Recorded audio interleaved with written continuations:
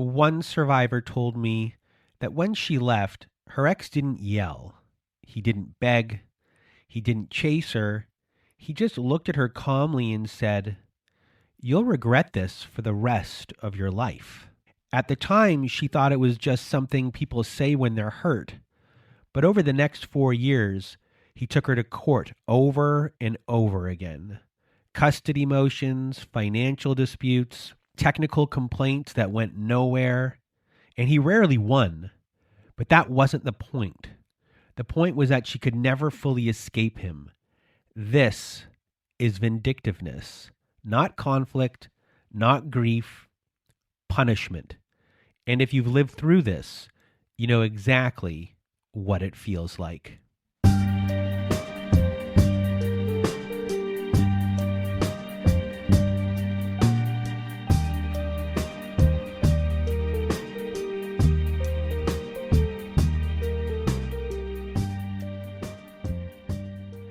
Welcome to Narcissist Apocalypse, everyone.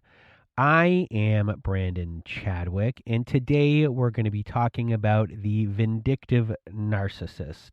And a vindictive narcissist isn't a formal diagnosis. It is a survivor's term, but it exists because survivors are trying to describe something that is very, very real, and they experience someone who must always have the last word and someone who must always win. We hear that a lot on the show, where the partner, the abuser, always has to win. They always have to have the last word, and that happens at any cost. And, recently we had Rose's story, and Rose saw this pretty clearly in her story. Rose had endured years of coercive control, financial exploitation. Her autonomy had been slowly dismantled over time. And like many survivors, when she began reclaiming her independence, something shifted. And this threatened her abuser's self-image. Your independence doesn't feel neutral. It feels like they are defeated. It feels like it's exposure, and it feels like a loss of control. And when that happens, vindictiveness becomes an attempt to restore that control. So what do survivors mean when they use the term vindictive narcissist?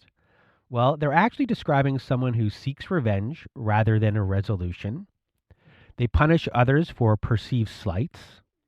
They cannot tolerate a loss of control. They use systems, people, or authority as weapons, and this can escalate harm after the relationship ends. This injury may be real, it might be exaggerated, it could be imagined completely, but the response is usually the same, and it is usually retaliation, and is not to repair the relationship, but it is there to restore power. So a vindictive narcissist isn't there to repair anything. They just want to reclaim their power. And that's kind of how you have to think of things when these things start to emerge and show themselves. So the vindictive behavior really starts to shine through when there is the loss of control. So when a partner leaves, when boundaries are enforced, when compliance ends, when accountability appears, when abusive behavior is exposed, and to someone whose identity depends on control, that loss of control is huge to them. It feels like someone is taking something away from them, and vindictive behavior is their response. So common patterns of a vindictive narcissist.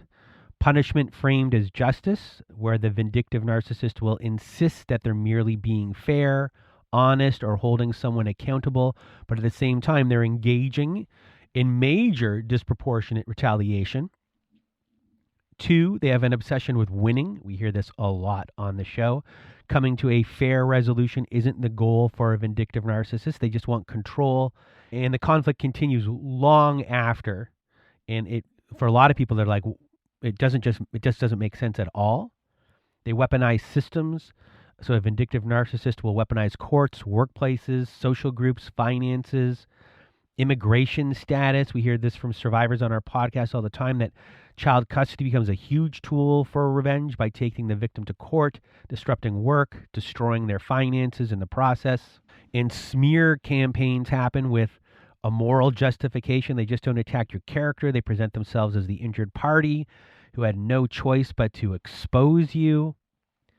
And then just a prolonged retaliation. Vindictiveness doesn't just burn out quickly. It can continue for years, especially when the survivor refuses to re-engage in what is going on. And why does this feel so shocking to survivors? Why does this vindictiveness feel so shocking? And many survivors describe the same moment of disbelief. I didn't recognize this person anymore. And that's because vindictiveness often appears after the mask drops. So during the relationship, you might have seen a person that was charismatic, empathetic, protective. They could have been the victim. But once their control is lost, the tone shifts completely from charm to punishment. And the goal is no longer to be connected with you like they were trying to do before as part of their control. It's now retribution. And I'm sure a lot of you out there who've gone through this understand exactly what I'm talking about. And this vindictiveness isn't about anger. Obviously, there is anger there, but it is more about regaining power.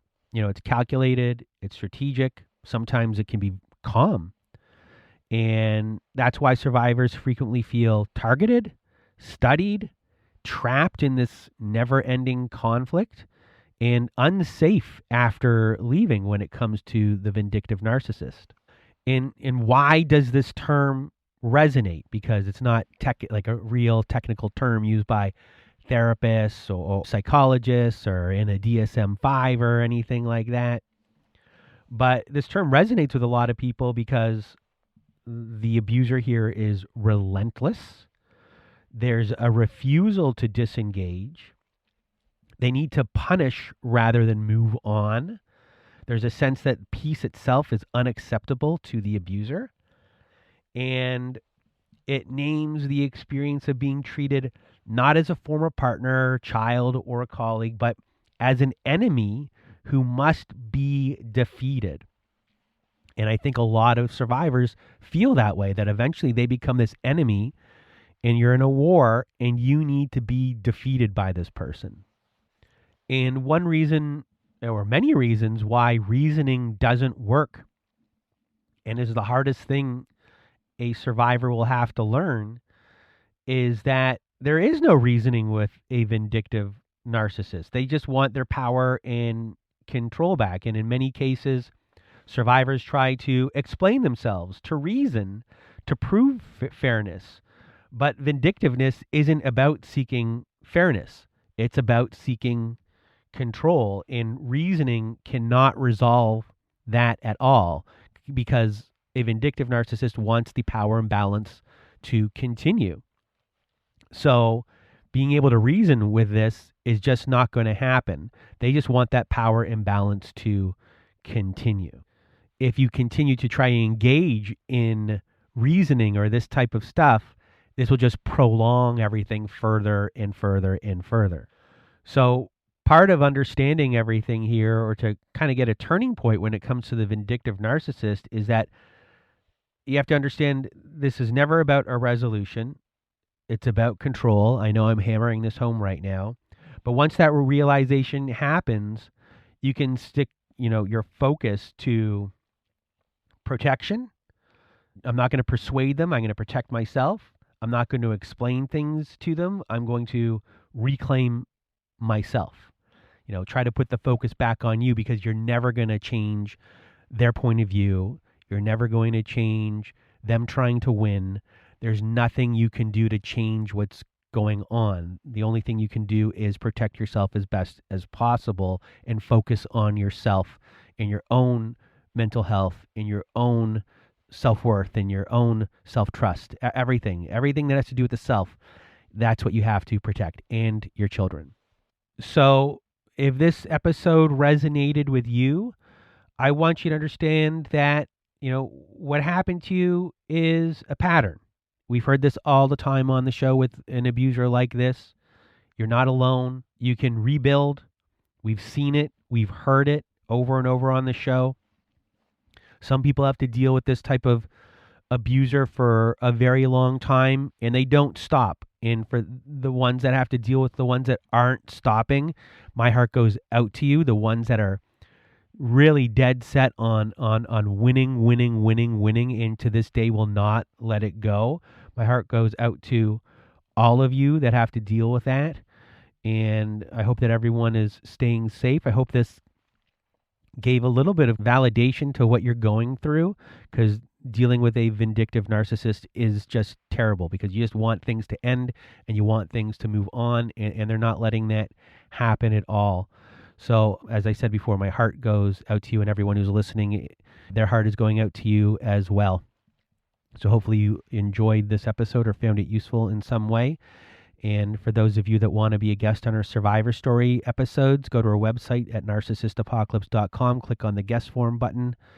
And for those of you that want to subscribe to our newsletter, go to our website, look for our newsletter sign up that is there. Sign up to our newsletter. You get a workbook from every Survivor Story going forward, and it's a helpful workbook, so you can do that as well. And that is it for today's episode, and I hope you have a good night.